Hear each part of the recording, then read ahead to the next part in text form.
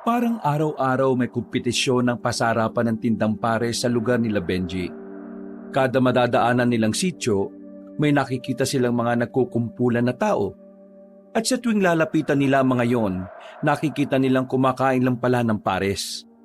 Ito na ang sistema sa kanilang lugar mula nang mauso ang pagkain na yon. Baliw na baliw ang mga tao sa ganon. Dumarating na nga sa puntong araw-araw na lang na pares ang kinakain nilang lahat. Pre, may bago na naman parisan dyan sa Sitio Dos ha. Alam niyo kung anong pangalan ng parisan na yon? Ano? Patarantaduan na naman siguro yan. Ang pangalan ng parisan na bago dyan, Paris na Malagkit. Paborito ng mga kabit. Seryoso ba? Eh di puro kabit lang yung kumakain dun. Ewan ko, siguro.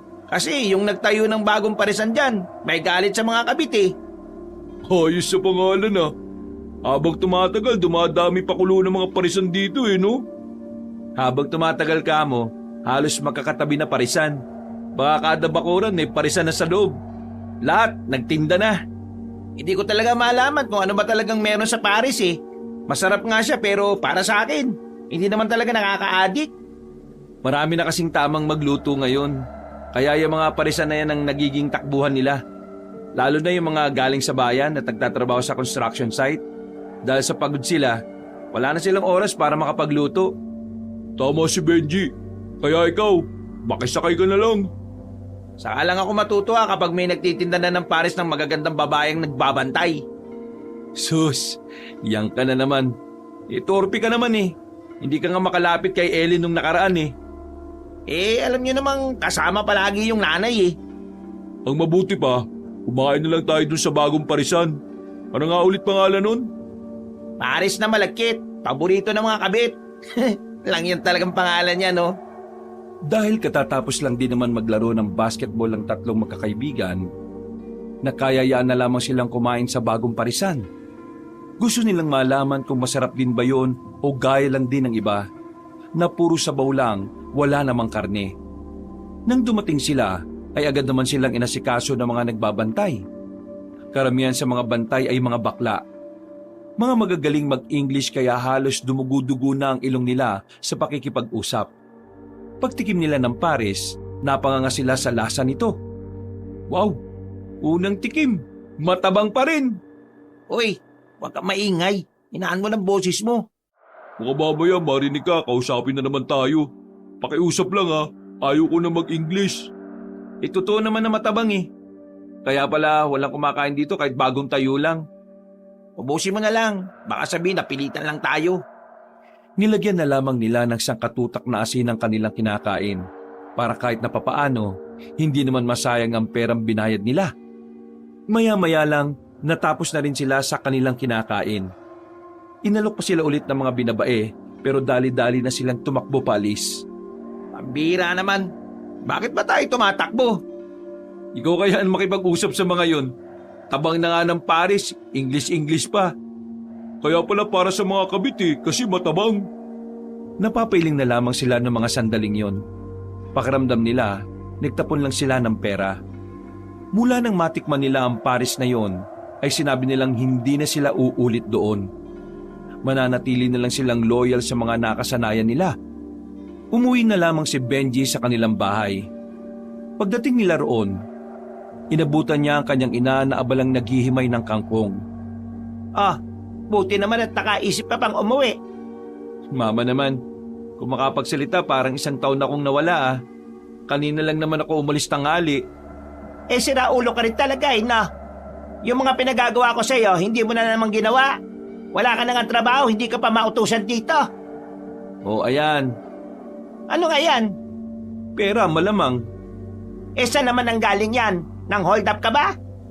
Anong nang hold up? Mukha ba akong hold upper? Mama naman eh. Abay malay ko. Saan nga galing ang perang yan? Panalo namin sa pustahan sa basketball. Ayos ah. May napapala ka pala sa basketball na yan. Oo naman ma. Ikaw lang naman ang walang bilib sa akin eh. Nasan nga pala si Papa? Ayun, may ginamot na naman. May nagpunta kasi rito kanina.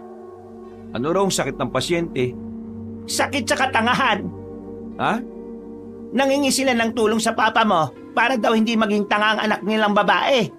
Yung babae kasi, nag-asawa ng pangit. Hindi matanggap ng mga magulang. Kaya akala nila, yung katangahan ng anak nila sakit na pwedeng malunasan. Grabe naman mga magulang yun.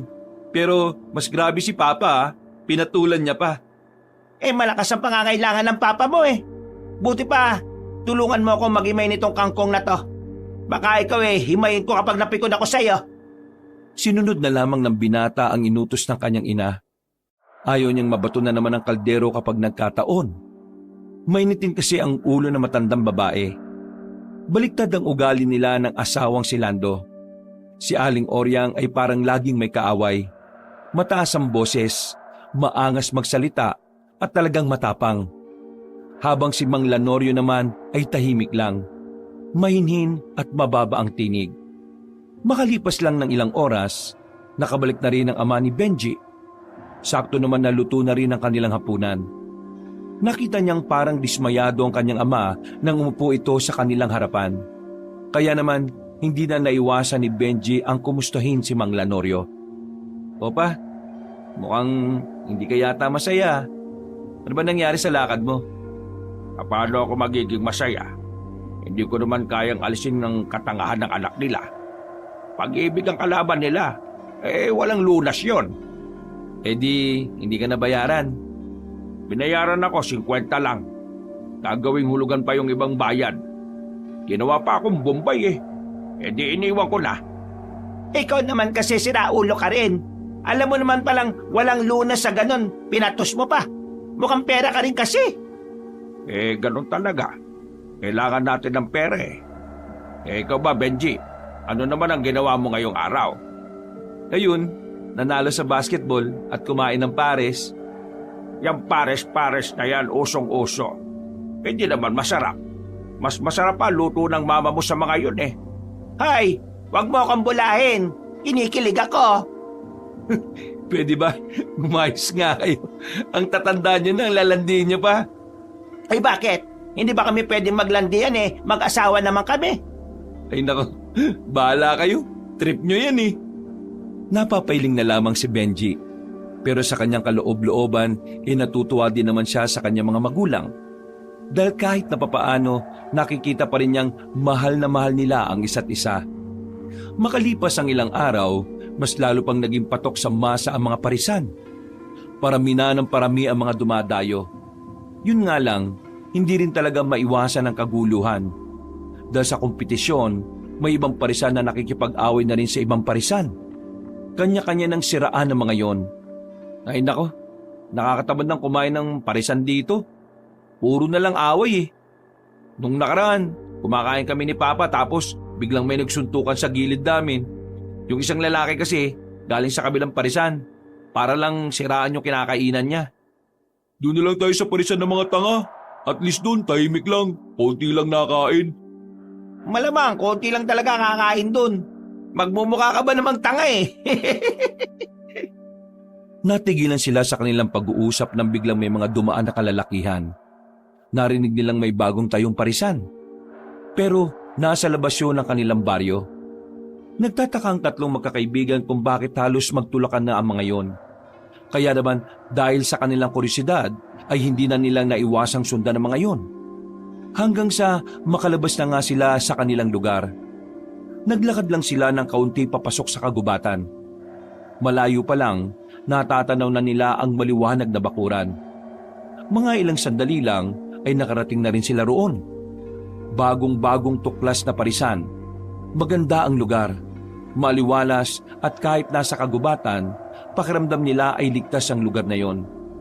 Pumasok sila sa bakuran at ang mas kinatuwa pa ng magkakaibigan, tatlong magagandang babae ang naroon. Walang pangit. Lahat ay magaganda at sexy. Nakasuot pa ng manipis na kasuotan ng mga yon, kaya bumabakat ang katawan. Magandang gabi. Ako si Marie. Siya naman si Glenda. At ang isa naman ay si Luna. Hindi sila nakakapagsalitang dalawa pero nandito kami para pagsilbihan kayo dito sa aming parisan. Ang tatlong diwata pares. Natulala ang mga lalaki nang humarap sa kanila ang tatlong babae. Napanganga. Parang tutulo na ang laway ng mga yon. Maging ang magkakaibigan din ay parang sandaling nawala na rin sa sarili. Mga sir, gusto niyo po bang subukan ng Paris namin? Mas masarap ito kumpara sa nakasanayan ninyo. Kailangan niyo lang talagang damhin ang bawat linamnam ng karne. Parang mga tangang nag-uunahang maka-order mga lalaki. Kaya nagpahuli na lamang sila Benji at nagpa siyang umupo na muna sa tabi. Matapos maka-order ang iba, ay nilapitan naman sila ni Marie, ang babaeng tumatayong may-ari ng parisan. Sir, ano pong sa inyo? Ano pong meron? Ibig kong sabihin, anong ino-offer nyo? Pwede ka ba? Pinagsasabi mo dyan, uy! Ibig kong sabihin, pwede bang ikaw ang mag-serve sa amin? Oo naman po. Walang problema. Bali, ang meron po kami rito, sir, Paris Special. Ang Paris Special, meron siyang karne ng baka, may manok din at itlog. Pero kung Paris Overload naman po, sa malaking mangkok po yun at mas maraming karne na ilalagay. Meron din kaming juice na magandang pamaris sa Paris. Overload na lang kami. Oo, overload. Parang ikaw, overload ang kagandahan. Sus, bulero ka naman sir ha. Minsan lang magsabi ng totoong kaibigan namin na yan, at ngayon yun. Maraming salamat po mga sir. Sana, suportahan niyo palagi ang parisan namin. Ay, oo naman. Sa ganda niyong yan, siguradong masarap din ang mga luto niyo dito. Sige po, ihahanda na rin po namin ang kakainin ninyo. Alam namin gutom at takam na rin kayo eh. Nang maglakad na ang babae papasok sa kusina, napanganga pa sila dahil sa ganda ng hubog na katawan nito. Ganon din ang dalawang babae na si Glenda at si Luna. Akin si Luna ah. Mukhang tahimik eh. Mas mahinhin. Tanga talaga nito. Hindi nga raw nagsasalita eh. Pero sa akin naman si Glenda. Medyo malaman pero sexy. Kung makaangkin tong mga to, kala mo naman talaga papatulan sila ng mga yun. KJ mo naman. Pumili ka na lang din ng gusto mo. Eh di malamang, sa akin na yung si Marie. Habang nag-asikasong tatlong babae, nakikita pa nila paminsan-minsan na tumitingin ang mga yun sa kanila. Nginingitian sila. Maya-maya lang, dinala na rin sa kanila ang Paris nila. Hindi maalis-alis sa mga mata nilang tatlo sa dibdib ng mga babae. Para kasing sinasadya ng mga yon ay pakita sa kanila. Maraming salamat. Sana magustuhan ninyo. At kapag may kailangan kayo, lumapit lang kayo sa amin ha. Nang tikman nila ang Paris, nanlaki ang mga mata nila. Parang gustong magwala ng tatlo sa sobrang sarap ng Paris na kanilang natikman. Para sa kanila, sa dami ng parisan sa kanilang lugar, ito ang pinakaunang natikman nila na sobrang kakaiba. Walang katulad, sobrang sarap. Wisit, bakit ngayon ko lang natagpuan ng parisan na to? Sobrang sarap! Napatingin ang ibang kumakain at natatawa na lang din. Isang malakit na ngiti naman ang sinukli sa kanila ng tatlong babae. Noong mga sandaling yon, agad nilang naubos ang unang kanin na binigay sa kanila. Hindi pa sila nakontento. Kumuha agad sila ng panibagong kanin. At sa nakalipas lang na 20 minutos, nakakalimang kanin at 2 pares na rin sila. Busog na sila. Saka lang sila tumigil nang maramdamang hindi na rin nila kaya pang kumain. Pagkatapos magbayad, nagpaalam na rin sila sa tatlong babae. Sa lahat ng lalaking naroon, napapansin nilang sa kanila mas komportable ang mga yon. Bagay na lalong nagpalaki ng mga ulo nila. Inisip nilang baka may gusto rin sa kanila ang mga yon. Pag-uwi ni Benji sa kanilang bahay ay wala na itong ganang kumain. Naabutan niyang nasa hapagkainan na ang kanyang magulang. Ay, saan ka pupunta? Hindi mo ba nakikita ang kakain na? Ma, pa, mauna na po kayo. Busog pa kasi ako eh. Kakapares mo na naman siguro, ano? May bagong parisan kasi sa gubat. Doon kami kumain. Ang sarap eh. Parisan sa gubat? Oo pa, bagong pakulo.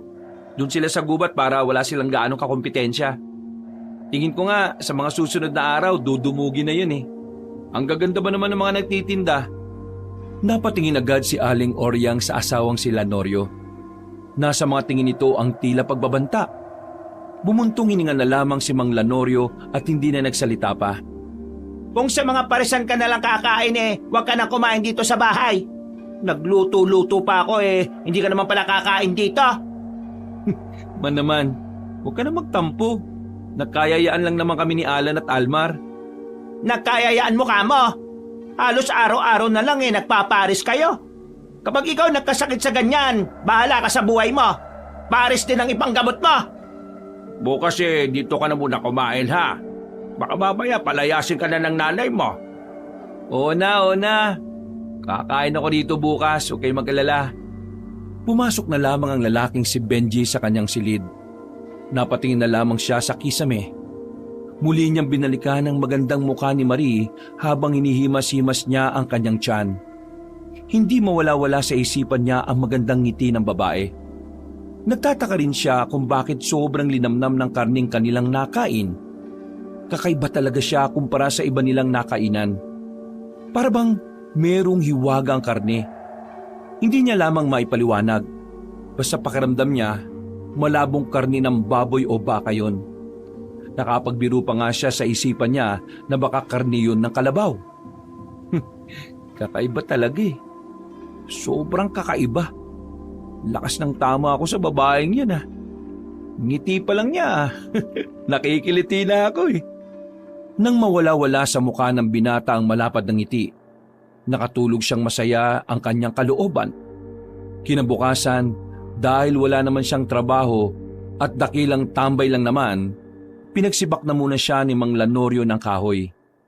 Habang nagkakape matandang lalaki sa gilid, bigla na lamang siya nitong tinanong ng weirdong tanong. Doon ba sa kinakainan nyo ng mga parisan, wala ba kayong napapansin na kakaiba sa mga kinakain ninyo? Gaya na lang ng biglang sasama ang pakiramdam nyo o sumasakit ang tiyan. Po? Wala naman pa. Ang nararamdaman ko lang naman minsan bad trip. Ang dami kasi parisan pero hindi naman lahat masarap. Teka, bakit niyo po pala natanong? Ay wala naman. Naisip ko lang naman kung malinis ba yung mga karneng ginagamit nila. Gusto mo ba ng kwento tungkol sa mga parisan? Baka naman 5 oras na kwento yan pa Magbabasketball pa ako. Noong araw, uso na ang mga parisan. Pero alam mo, anong nakakatakot nung araw? Mga aswang ang nagpapatakbo ng parisan. Yan ang numero 1 negosyo ng mga aswang noon sa Guimaras. Kwentong barbero na naman to, Papa Totoo sinasabi ko, Benji. Pero huwag ka mag-alala. Matagal na yun. Binata pa ako noon. Wala na rin naman sigurong aswang ngayon dito sa atin. Pa, wala na talaga. Usong-uso ng mga high-tech na cellphone ngayon no? Kaya malabo ng aswang kasi moderno na rin. Pero palagi ka pa rin mag-iingat ha. Kahit na albularyo ako, may mga sakit pa rin hindi ko kayang gamutin. Natanging doktor lang ang makakagamot. Wala tayong pera, Benji, pinapaalala ko lang. Opo pa, nag-iingat naman ako palagi Hindi mo naman kailangan mag-alala. Malakas po ang katawan ko. Siguraduhin mo lang kasi kapag nagkasakit ka, mayayari tayong pareho ng mama mo. Nagtawanan na lamang ang mag-ama ng mga sandaling yon. Maya-maya nang matapos na sa ginagawa ang lalaking si Benji, sinundo siya ng 2 niyang kaibigan. Hinila siya palabas ng kanilang bakuran. Gagi, ang dami na agad tao sa parisan nila Marie. Bad trip. Wala na tayong pwesto. Dami na nating kaagaw sa kanila. Ano pa nga asahan nyo? Masarap yung Paris Masarap pa yung mga nagluluto. Kainis. Gusto ko pa naman sana kumain ngayon. Kaso nga lang, kanina pa kami pabalik-balik. Hindi pa rin nababawasan ng mga nandun Oo, umalma nga kayo. Hapon pa lang naman Hindi sa gabi tayo pumunta doon. Pero may iba lang Alam niyo ba yung kwento-kwento dito sa atin ngayon? Tungkol saan? Tungkol dun sa lalaking dinukot daw ng mga lalaking nakaitim. Ha? Kailan? Kanina lang. Kanina lang pumutok yung balita. Hindi niyo alam? Hindi naman kami chismoso katulad mo Sabi sa usap-usapan, naglalakad lang daw yung lalaki tapos may 4 na lalaking nakabalot ng itim na biglang sinakluban ng telang itim yung ulo ng biktima. Wala naman sanang pakialam si Benji sa kwento ng kanyang kaibigan na si Almar dahil para sa kanya, hindi na bago ang dukutan. Pero naging interesado si Benji nang kinabukasan meron na namang nawawalang tao. Kalat na kalat yun sa kanilang lugar. Umabot na nga rin sa katabi nilang baryo. Sa bawat sityo nila, yun ang usapan sa mga parisan. At ang sinasabi ng lahat, mga lalaking nakaitim talaga ang kumuha at dumukot sa bagong biktima. Naririnig mo ba ang usap-usapan, Benji? Ay nako, may mga dinukot na tao ngayon. 2 biktima na meron dito sa lugar natin. Alam mo ba kung ano raw ang ginagawa sa kinukuhang tao? Kinukuha ang laman loob, mata, utak, basta, lahat pwedeng pakinabangan, kinukuha. Binibenta raw mga yun sa mga sindikato sa Maynila. Kaya ikaw huwag ka na munang gagala-gala. Kahit naman makuha nila ako, wala naman sila mapapala sa mga laman loob ko. Hindi naman na ako fresh. Hay, siraulo ka talaga kapag kinakausap pa ng maayos no? Oo na po, nakikinig naman ako Yang sinasabi ng mama mo, totoo yan. Naalala ko na naman nung araw. Napadpad kasi ako sa Manila kasi nandun yung tiyuhin ko. Ay nako, halos araw-araw may nangunguha ng mga bata. O kaya kahit ano na lang, matanda, babae, basta marami. Tapos, ibebenta na naman nila sa mga aswang. Alam ko na kasunod niyan, pe. Bastos to. Nagsasalita pa nga ako Alam na kasi namin ni mama yung kasunod Matapos makapagapunan, pasimpleng lumabas ang lalaking si Benji para puntahan ang 2 kaibigan niya na kanina pa pala siya hinihintay. Noong mga sandaling yon, balak na naman nilang kumain sa parisan nila Marie. Paris na talaga ako. Bilisan nyo naman maglakad, ang babagal nyo Gustong-gusto mo lang makita si Glenda Malamang. Huwag na nga kayo maging ipokrito. Alam naman natin yung mga babae lang naman ang pakay natin Bigla silang napatigil sa paglalakad na makaramdam sila na parang may sumusunod sa kanila. Na makarinig sila ng mga kaluskos, agad-agad silang naghilahan para makatakbo. Nadapa pa si Almar sa tae ng kalabaw. Sumubsob siya roon. Nalagyan ng tae ang kanyang dibdib. Nung pagkakataong yon, sa halip na tulungan nila si Almar, nauna pa nila itong pinagtawanan. Ang pag-iisang dibdib ng tae at ng dibdib ng mukhang tae. Uy, ang gulo naman ang sinabi mo. Pero nakakatawa Maulang ya. Sa halip na tulungan niyo ako makabangon, tinatawanan niyo pa ako. Ganun daw kasi ang tunay na kaibigan. Galit na bumalik si Almar. Hindi na sila nito nilingon. Natatawa na lamang si Benji at Alan. Para kasing batang nagmamaktol si Almar habang may ebak ng kalabaw. Gagi kasi ito, tinawanan Sus, tumawa ka rin naman Ayaw na yon. Siya naman yung unang nanghili. 2 na lamang silang nagtungo sa parisan. Nang dumating sila roon, nakita nilang nagliligpit na pala ang 3 babae. Wala na rin mga customer. Maaga kasing naubos ang tinitinda nila Marie. Dismayadong lumapit ang magkaibigan habang napapakamot sa ulo. Maganda gabi, Marie. Wala na kayong tinda? Ay nako, pasensya na kayo. Ang aga kasing naubos Hindi nyo naman kasi kagad sinabi na pupunta kayo para napagtabihan namin kayo. Talaga? Pwede nyo pala kaming pagtabihan? Oo naman. Isa kayo sa unang customer namin kaya espesyal kayo sa amin. Ganun ba? Total, wala na rin naman kaming inabutan. Tutulungan na lang namin kayo magligpit. Ay nako, hindi na. Kaya naman namin Kahit itong mga upuan at lamesa lang. Saan ba ito ilalagay? Sige, dyan lang sa gilid. Sa loob ng kusina nyo, gusto nyong tulong? Ay, hindi na. Ayos na kami. Kayang-kaya na namin. Diba, Glenda at Luna? Tumangulang ang 2 dalaga. Natunaw na naman si Alan sa ngiti ng babaeng si Luna. Nakita na lamang ni Benji na unti-unti nang lumalapit si Alan sa babae. Hinawakan nito ang pisngi ni Luna na parabang hahalikan na niya ito. Hinila ni Benji si Alan palayo at sinampal. Uy, para kang siraulo.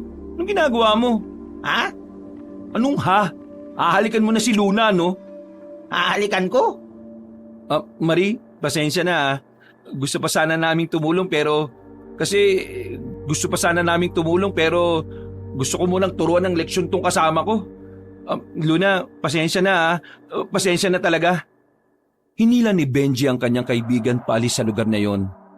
Nang makalayo na sila, ay saka nito binitiwan si Alan. Ano ba problema mo, pre? Makaila, akala mo, umihila ka lang ng bata. Ikaw pre, ikaw ang anong problema mo? Ang bastos kaya ng ginawa mo. Ano ba kasi yun? Seryoso ka bang hindi mo alam? Magtatanong ba ako kung alam ko? Pre, bigla ka nalang lumapit kay Luna. Tapos hinawakan mo pa sa pisngi. At mga halikan mo. Paano hindi mo alam? Ha? Ginawa ko talaga yun? Oo. Kaya nga kita hinila eh.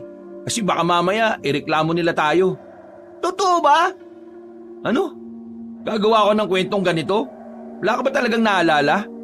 Wala nga. Ang huli ko lang naalala, napatingin ako kay Luna. Tapos sunod nun, bigla mo na lang ako sinampal. Seryoso ba talaga? Ano nangyari kanina? Nawala ka sa sarili? Hindi ko alam. Kilala mo naman ako, pre. Kahit na mahilig ako sa babae, hindi ko gagawin bigla na manghalik lang ako. Lalo na kung hindi ko naman kilala gaano. Di wala ka nga talagang alam dun. Ay sus, ang kulit mo talaga, wala nga. Di ka kaya na-hypnotize kay Luna? Si Luna? Kayang gawin yun? Napakamot na lamang si Benji sa kanyang ulo. Maging ito rin kasi ay naguguluhan sa nangyari. Habang naglalakad sila pabalik ng kanilang lugar, pinagpalagay na lamang ni Benji na baka naingkanto lang si Alan. Pero hindi na rin niya yun sinabi pa sa kanyang kaibigan para hindi na yun mabahala pa. Bago sila maghiwalay ng landas, nadaanan pa nila ang kaibigan nilang si Almar na naliligo sa bakuran. Pre, huwag ka na magalit. Hindi naman namin sinasadyang matawa eh. Oo nga naman. Ito talaga para namang hindi tayo magkakaibigan yan eh. Baliw, di naman ako galit eh. Bad trip lang ako kanina. Ang baho kaya. Eh paano magiging mabaho yun eh, tahi lang ng kalabaw yun. Damo lang naman kinakain nun. Aba, malay ko. Pre, itong si Alan na-hypnotize yata ni Luna. Ha? Anong na-hypnotize? Bigla na lang kasi nitong hahalikan yung babae. Pero ang sabi niya, hindi naman daw niya alam yun. Wala siya sa sarili. Ha? Seryoso? Oo nga pre, promise wala talaga akong alam. Natawa na lang ako nung sinampal ako nitong si Benji. Tingin ko talaga pre, may kakaiba kay Luna. O baka may kakaiba sa kanilang tatlo. Dahil sa kaisipan na yon ni Alan, nagsimula na tuloy magbago ang tingin nila sa tatlong babae. Ang kanilang pagpapantasya ay napalitan ng pagtataka. Tila ba nagkaroon sila ng haka-haka na baka merong tinatago ang mga babae. Mula noon, nagkaroon na rin sila ng pag-aalinlangan na kumain doon. Hindi sinabi ni Benji ang pangyayaring yun sa kanyang ama. Iniisip din kasi niya na baka masyado lang silang nag-iisip. Na baka nga tama ang unang nilang hinala na naingkanto lang si Alan. Pero para makasigurado sila, nagpatuloy ang pagpunta nila sa parisan ng mga babae. Hindi na para makipaglandian, kundi para rin magmasid at mag-obserba. Lunes ng hapon, saktong umuwi na ang mga magulang ni Benji sa bahay nila. Naabutan silang magkakaibigan sa bakuran.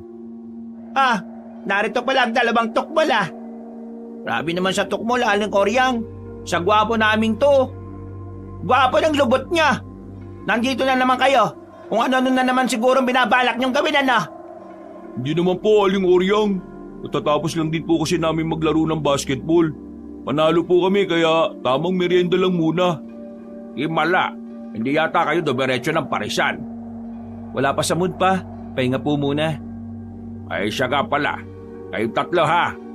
Mag-iingat kayo sa paggala-gala nyo. May nadagdag na naman biktima sa mga kinukuhang tao. Meron na naman pa? Oo, pang-anim na ito. Sa ngayon, lalaki naman ang kinuha. Kasing edad nyo lang din yata. Nagkatinginan na magkakaibigan.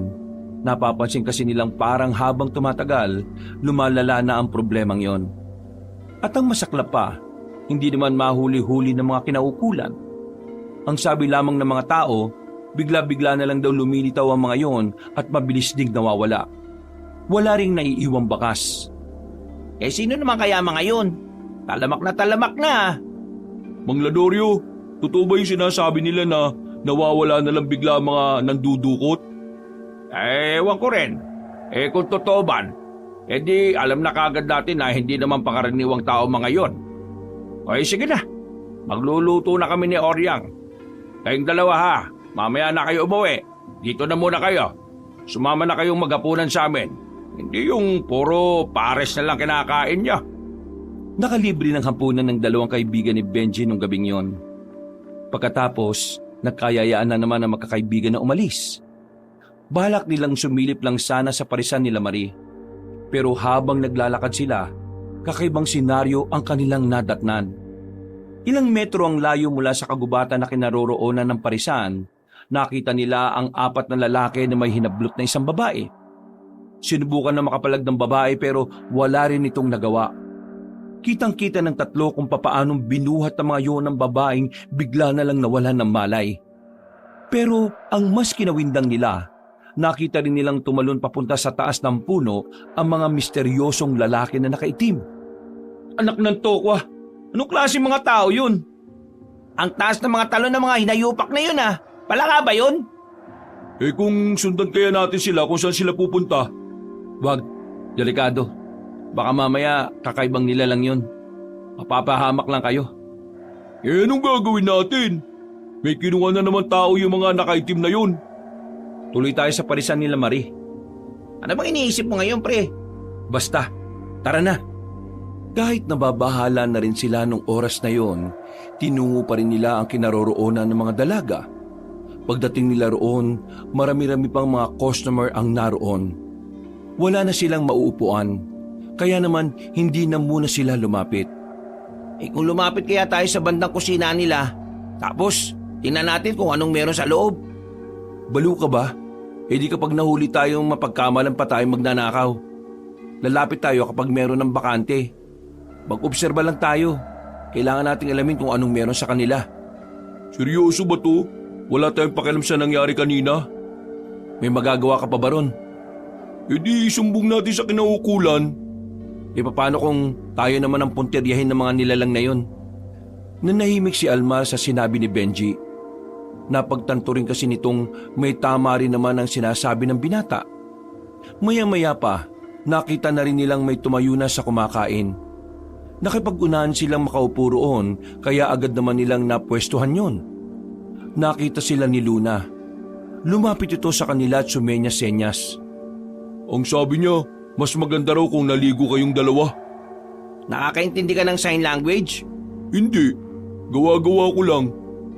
Ang sabi niya, magandang gabi sa inyong 3. Sabay-sabay silang napalingon sa gilid nang marinig nila ang tinig na yon ni Marie.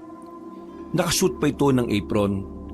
Makikita ang pawi sa bandang noo nito na indikasyon na abalang-abala ito sa kusina. Marie, pwede bang pa-order ng 3 overload? Wala namang problema. Sa katunayan, tinabihan na namin kayo eh. Luna, Marie, tungkol sa nangyari, gusto ko sanang humingi ng pasensya. Alam kong bastos ang ginawa ko. Ang sabi ni Luna, ayos lang daw. Akala niya nga raw gagawin mo eh. Umasa raw siya. Ay, kilig-itlog si Alan. 3 overload na. Sige, pakihintay na lang ah. Mabilis na lang naman yun kasi nakabalot na siya kanina pa. Gusto rin ako ni Luna siguro. Pero hindi pa rin mawawala sa isip ko na baka nahipnotismo niya ako eh.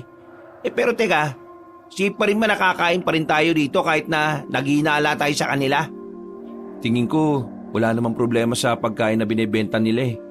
Wala naman tayong nararamdamang masama sa katawan natin, di ba? Pre, tingnan niyo si Glenda oh.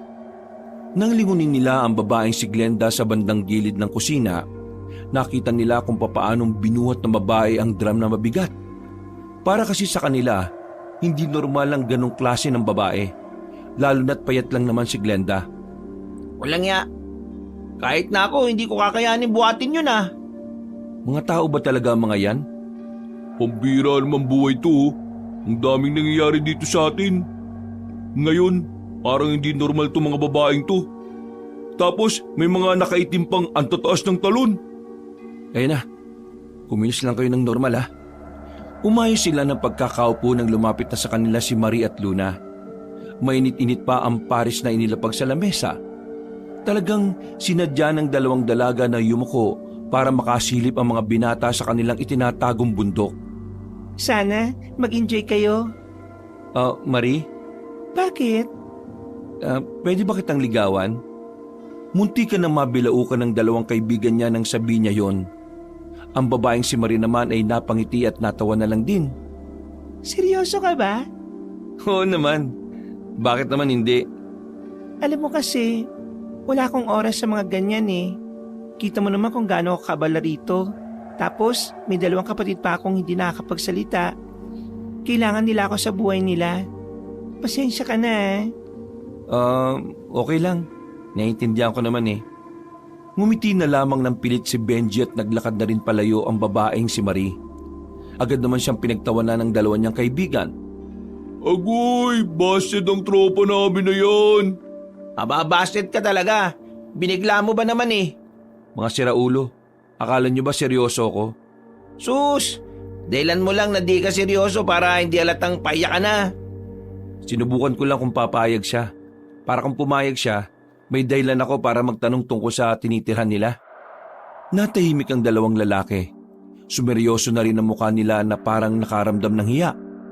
Para malaman natin kung anong meron sa kanila. Kailangan natin mapalapit sa kanila, di ba? Di ba, curious din naman tayo kung paano ka nahipnotismo ni Luna? Akala ko ba, naengkanto lang ako. Yun din naman ang iniisip ko. Pero sa tuwing titingin ako sa kanila, may nararamdaman ako na parang mali eh. Parang may kakaiba talaga sa kanila. Tingin ko, kailangan na nating tikman to. Nakatingin sila sa atin. Baka maginala sila. Sinimulan na muna nilang kumain. Nilalasahan ni Benji ang pares. Wala naman silang nalalasahan na masama. Ganun pa rin ang timpla. Masarap pa rin. Malinamnam pa rin ang karne na nakakagat nila. Paano kung hintayin natin silang magsara para malaman natin kung saan sila nakatira? Magandang ideya yan. Pero paano kung nakita nila tayo? Anong sasabihin natin? Di sabihin nating naliligaw lang tayo. Pantangan naman yung palusot mo eh. Sabihin na lang natin na sinusundan natin sila kasi nag-aalala tayo na baka may umatake sa kanila. Sabihin natin yung tungkol sa mga nawawalang tao dito sa atin. O sige, yan ang sabihin natin. Matapos nilang kumain ay pumwesto na muna sila sa madilim na parte. Pero hindi naman kalayuan sa parisan. Makalipas lang ang ilang oras, ubos na rin ang mga binebenta ng mga babae. Wala na rin ang mga customer. Nakita nilang nagliligpitan na ang mga yon kaya inihanda na rin nila ang kanilang sarili. Ayan na, aalis na sila mga pare. Pero ang kanilang pinagtaka, nakita nilang sa likod ng parisan dumaan ng mga yon. Napaisip tuloy ang tatlo kung may daanan ba talaga ron. Kaya naman wala na silang sinayang na pagkakataon. Palihim at maingat silang naglakad palapit doon. Pero laking pagtataka na lamang nila nang wala na agad ang tatlong babae sa likuran ng parisan. Gagi, saan ang mga yun? Ang bilis na wala ah.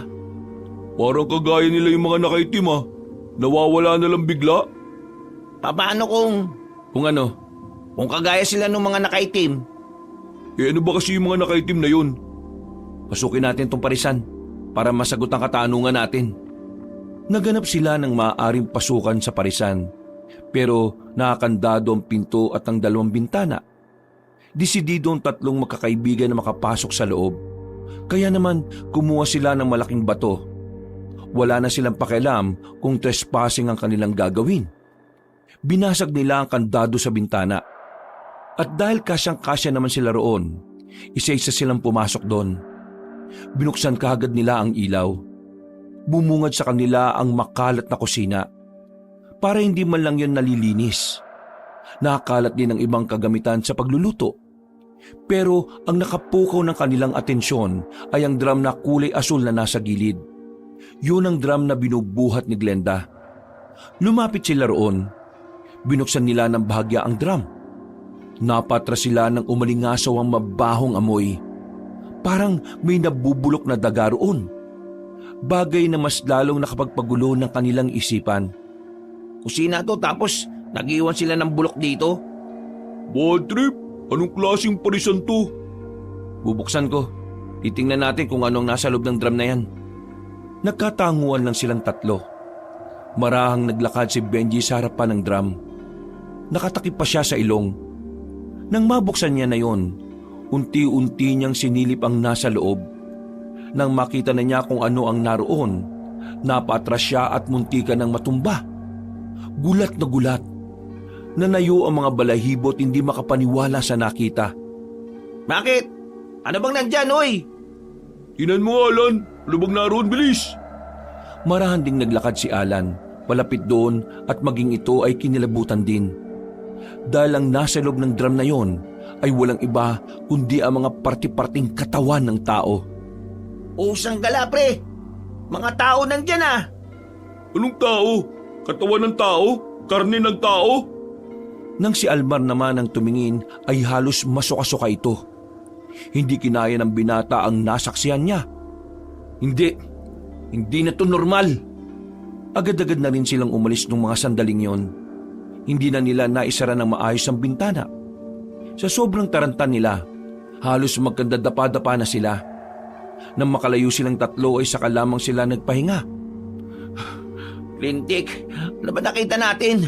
Katawan ba talaga ng mga tao yun? Oo, katawan nga ng tao yun. Naka-chop-chop, pre. Ang tanong dyan, bakit may ganun sa drum na yun na nasa loob ng kusina nila Marie? Mga serial killer ba sila? Hindi. Eh ano? Noon, hindi ako naniniwalang nandito pa sila. Pero ngayon, parang unti-unti na ako nakukumbinsi. Ano nga? Tingin ko mga aswang sila. Ano? Aswang? Paano naman sila magiging aswang? May nabasa ako. Mga aswang lang daw ang may kakayahang pumatay ng mga tao at gawing pagkain. Eh teka, anong sinabi mo? Ginagawa nilang pagkain ng mga tao? Kung ganun, yung mga katawan ng tao kinakarni nila? Baka naman ano? Gagi, baka yun ang inahalo nila sa Paris. Nanlaki ang kanilang mga mata nang marinig yun. Wala pang ilang segundo, nasuka na lamang ang tatlong binata. Parang gusto nilang ilabas lahat ang pares na nakain nila mula nung umpisa nilang makilala ang tatlong babae.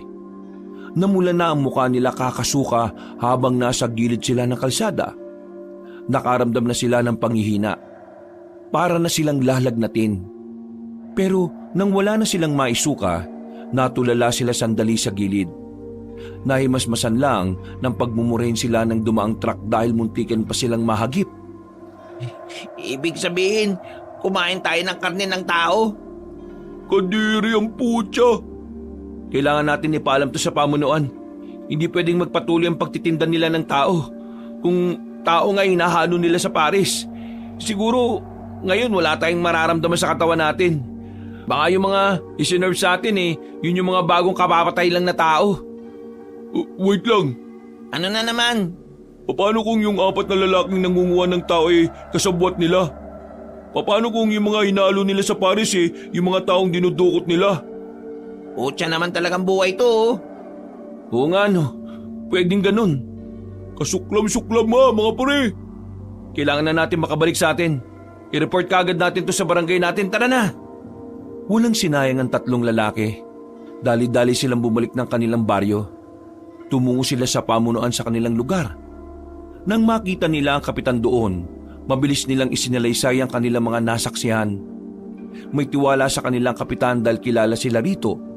Kaya naman agad na nagpadala ng mga tanod ng kapitan at mabilis na pinuntahan ang kinaroroonan ng tindahan.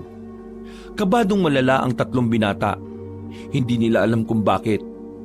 Nang makapasok na ang mga tanod at makita na ang laman ng drum, wala na silang naabutang karne o katawan ng mga tao. Dismayado ang kapitan sa kanila. Hindi naman makapaniwala si Benji. Hindi sila maaaring magkamali nun. Alam nilang katawan ng tao ang nakita nila sa drum. Pero hindi naman nila magawang ipaliwanag kung papaano wala na yung laman. Amoy na lamang ang natira. Bumalik sila sa kanilang baryo. Nainis sa kanila ang kapitan. Sinabihan na lamang sila na huwag ipapaalam ang ginawa nilang pagpasok sa tindahan dahil siguradong pati ang barangay ay malilintikan. Dismayado rin ang tatlong binata nang nasa bakuran na sila nila Alan. Mabuti na lamang ay wala ron ang pamilya ng binata kaya malaya silang pag-usapan ang bagay na yon. Tingin ko, kailangan na rin natin kabahan. Bakit tayo kakabahan? Totoo naman nakita natin yun Hindi niyo ba naintindihan ang nangyayari? Inalis nila kaagad yung laman ng drum. Ibig sabihin, alam nila Marina naroon tayo kanina. May punto siya, pre. Kaya anong gagawin natin ngayon? Wala. Wala tayong gagawin. Kikilos lang tayo na parang walang nangyari. Pero iwas muna tayo sa parisan nila. At huwag na muna tayong maglalalayo sa bahay. Paano ako, pre? Wala akong kasama dito.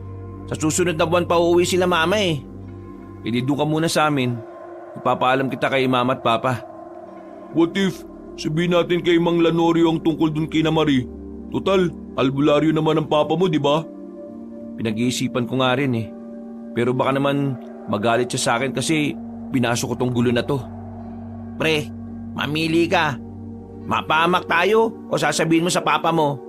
Tingin ko makakatulong si Mang Lanorio Huminga ng malalim ang binatang si Benji. Pumayag siya sa gusto ng dalawa. Maya-maya lang, isinama na rin ni Benji si Alan patungo sa kanila.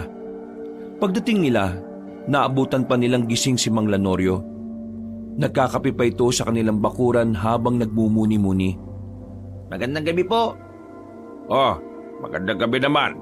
Saan ba kayo galing at parang ginabi na kayo? Pa, pwede bang dito na muna si Alan sa atin? Magkasama kami sa kwarto ko. Ay, oo naman. Bakit? May problema ba?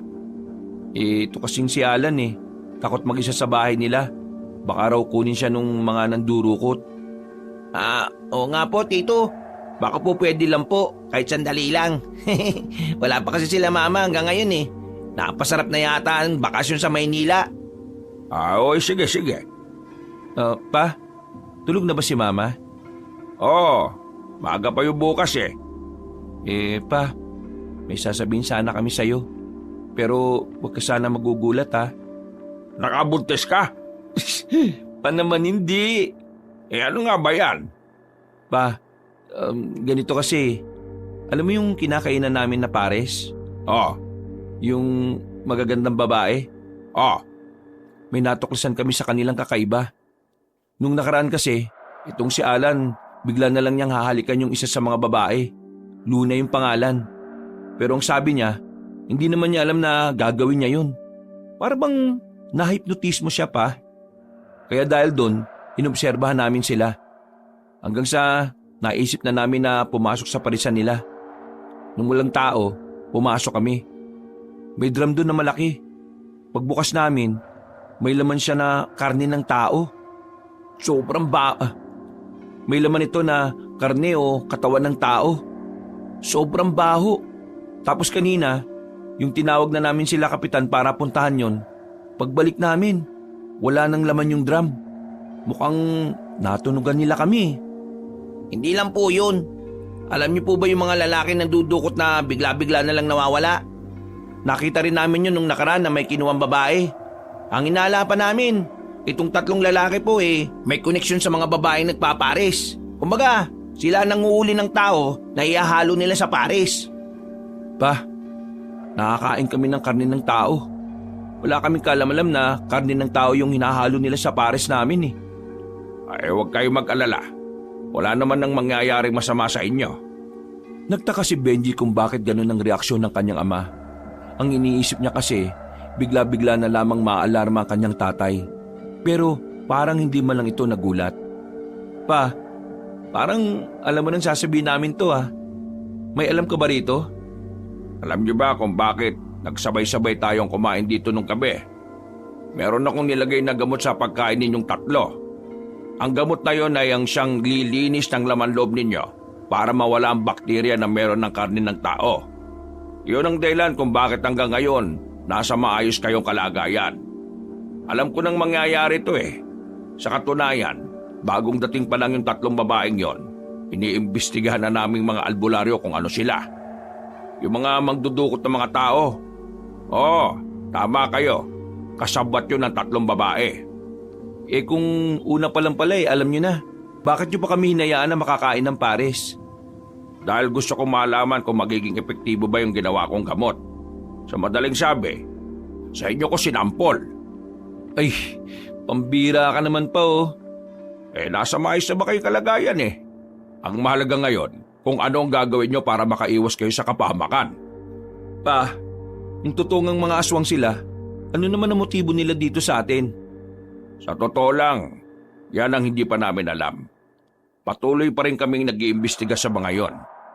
Kapag nalaman na namin ang motibo nila, saka na kami gagawa ng hakbang para matugi sila. Grabe naman buhay to. Gusto lang naman namin kumain ng Paris eh. May ganito pa pala kaming matutuklasan. Kailangan ko ng tulong ninyo. Tulong namin? Ano naman ang may tutulong namin pa? Kailangan ninyong mapalapit sa mga babaeng yon. Kailangan nating makakuha ng impormasyon mula sa kanila. Mukhang malabo na yan, Mang Lanorio. Nakaramdam na sila na kami ang pumasok dun eh. Kumilos lang kayo ng normal na parang walang nangyari. Hindi nila kayo sasaktan, pero kailangan nyo mag-ingat. Huwag kayo mag-alala. Alam na ng mga kasama ko ang plano kong ito. Si Mama, alam ba niya na ganito ang gawain mo? Ang alam lang namin manggagamot ka eh. Matagal na niyang alam. Ikaw lang ang walang alam. Puro ka kasi basketball eh. Diyos ko, ano ba bang hindi ko alam sa pamilyang to? Pero wala ba kayong ibibigay sa amin na pangontra o sandata man lang? Pangontra wala. Hindi pa namin alam kung anong klaseng aswang sila eh. Kaya hindi namin alam kung anong pangontra ang para sa kanila. Pero sa susunod na mga araw, may ibibigay ako sa inyong sandata. Sumang-ayon na lang ang dalawang binata. At matapos lang din ang pag-uusap na yon, ay pumasok na rin sila sa loob ng bahay. Magkatabi sila sa higaan, pero parehong hindi makatulog ang dalawa. Para silang napaparanoid sa tuwing makakarinig lang sila ng kaluskos sa labas. Pakiramdam nila, anumang oras ay sila ang kukunin ng mga lalaking nakaitim. Kinabukasan, tinanghali na ng gising ang dalawa. Nakalis na nga rin ng bahay ang matandang si Oryang. Si Mang Lanorio na ang gumising sa kanila. Mukhang hindi yata kayo nakatulog na maayos ah. Magkakaharap na sila sa hapagkainan. Diretsong tanghalian na sila nung oras na yun. Opo, hirap makatulog. Naisip pa rin kasi namin yung mga nangyayari eh. Normal lang naman yan. Huwag kayong mag-alala. Hindi naman yan panghabang buhay. Pansamantala lang naman yan. Nakalis na ba si Mama? Oo, kanina pang umaga. Pa, matanong ko lang. Paano pala si Mama? Paano kung alam nila Marie na nanay ko siya? Baka pag-initan din siya. Hindi mo kailangang intindihin ng mama mo. Alam niyang pwede mangyari yun kaya lagi siya nakahanda. Huwag niyong sabihing albularyo din si Mama? Nako, hindi naman. Sadyang may alam lang ang mama mo. Sige na, kumain na kayo. Pagkatapos niyan, puntahan natin si Almar at sasama kayo sa akin. Saan po tayo pupunta pa? Basta, sumama na lang kayo. Pagkatapos ng kanilang salo-salo, naligo na rin ang dalawa. Pinuntahan nila si Almar at isinama na rin nila ito. Naglakad sila ng halos 30 minutos. Nakarating sila sa tuyong ilog na kung saan may mga nakalatag na malalaking tent doon. Pagkakita pa lang nila Benji, alam na agad nilang doon tumatambay ang mga kagaya ng kanyang ama. Dinala ko kayo rito para turuan ng mga dapat niyong gawin. Nasa panganib rin ng inyong buhay dahil sa mga natuklasan ninyo. Tuturuan din namin kayo rito kung paano nyo mapapakalma ang sarili nyo kapag kaharap nyo na mga aswang. Tumango na lamang ang 3 binata ng mga sandaling yon. Maya-maya pa, inilapit na rin sila ni Mang Lanorio sa mga kilalang tagaturo ng kanilang samahan. Nang magsimula na silang magsanay, madili nilang natutuhan ng mga itinuro sa kanila. Inabot sila na maghapon. Dakong alas 10 na rin sila ng gabi nakauwi. Pagod ang inabot nila. Pero masaya si Benji dahil kahit papaano, meron na rin siyang ideya sa kung anuman ang trabaho ng kanyang ama. Habang naglalakad silang 4 pauwi, hindi nila maiwasang mag-usap-usap tungkol sa mga nangyayari. Pa, ganun ba talaga kahirap ang trabaho nyo?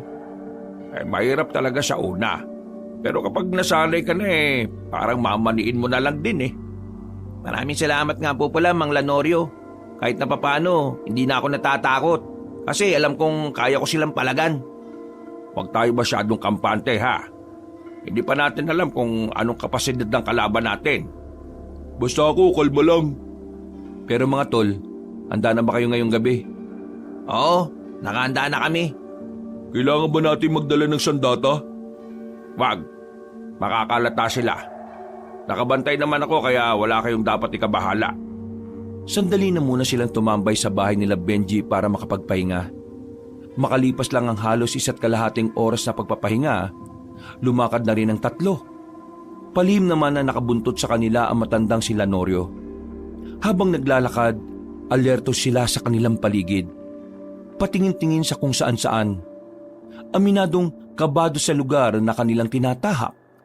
Bukod kasi sa wala ng katao-tao, sumakto pa talagang sira din ang ilaw sa mga poste.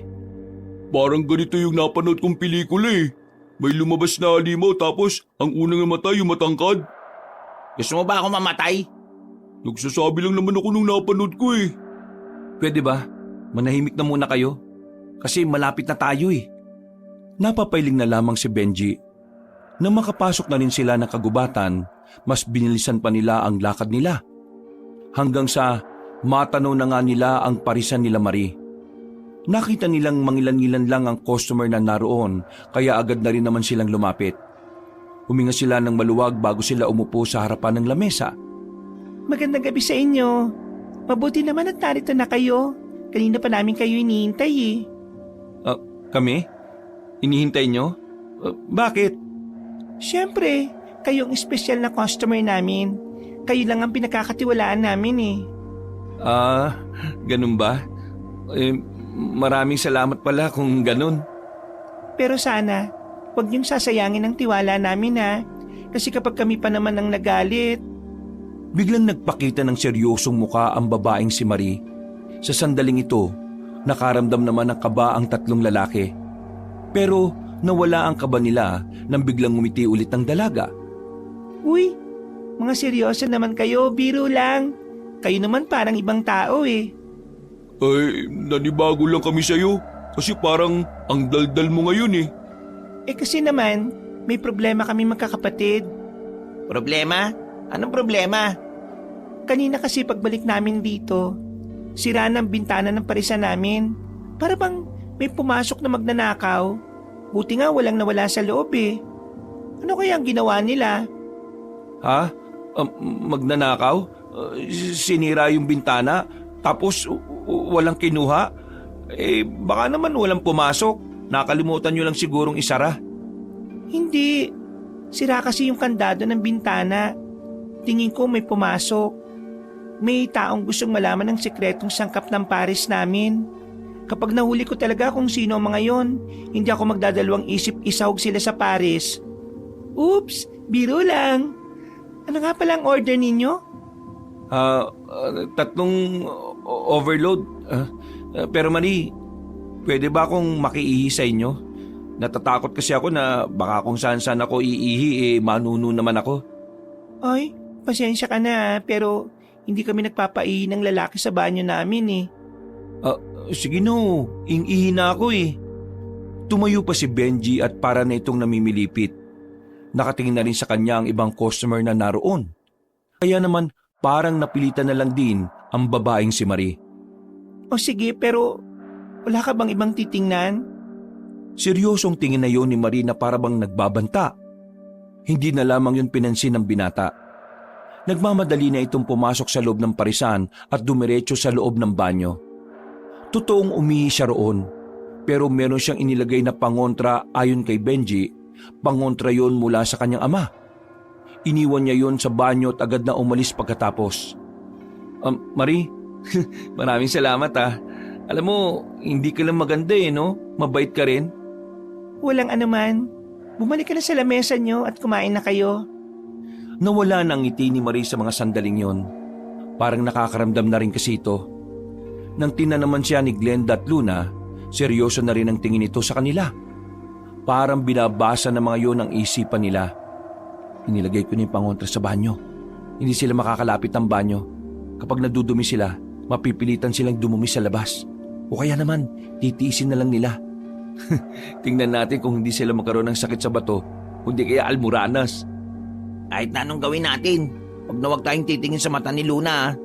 Tingin ko talaga, sa mata niya nagsimula yung hipnotismo eh. Buti naman naisipan mo pa yan. Napatingin silang tatlo sa pares na nasa harapan nila. Muli nilang naalala ang karne ng mga tao na naroon. Kaya naman nakaramdam na naman sila ng pandidiri. Nagdalawang isip sila kung kakainin ba nila yon o hindi. Pakainin ba natin to? Kadiri eh. Benji, isip ka paraan para makalis tayo ng hindi to kinakain. Tarantado ka! Bigla na lang hinawakan ni Benji sa kwelyo si Alan. Gulat na gulat ang lalaking si Alan ng mga sandaling yun. Hindi nito matunugan ang gustong gawin ni Benji.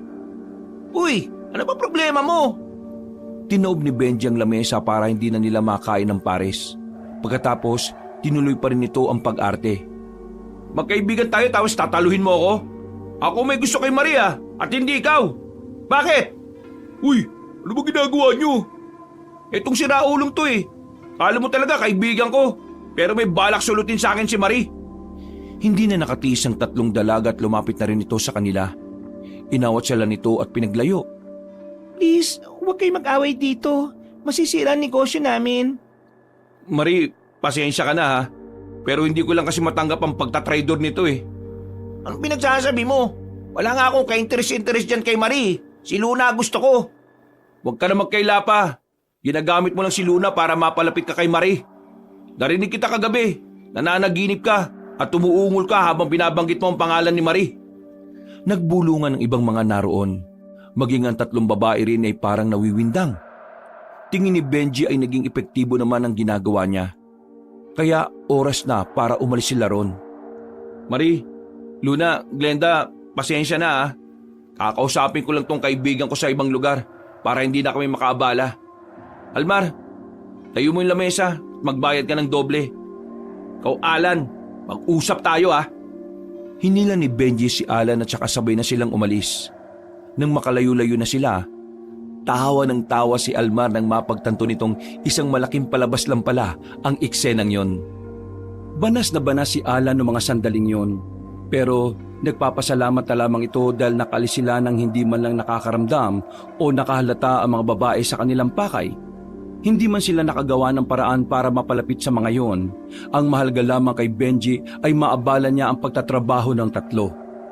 Yun lang ang nakikita niyang paraan para kahit papaano ay mapigilan niya ang operasyon ng pares. Kinabukasan nga, himbalang hindi nakapagtinda ang parisan nila Marie. Sa isip-isip ni Benji, tila naging epektibo ang ginawa niyang paglalagay ng pangontra sa banyo ng mga yon. Ihandaan niyo ang mga sarili niyo ha. Ngayong wala silang tinda, siguradong may pinaplano sila.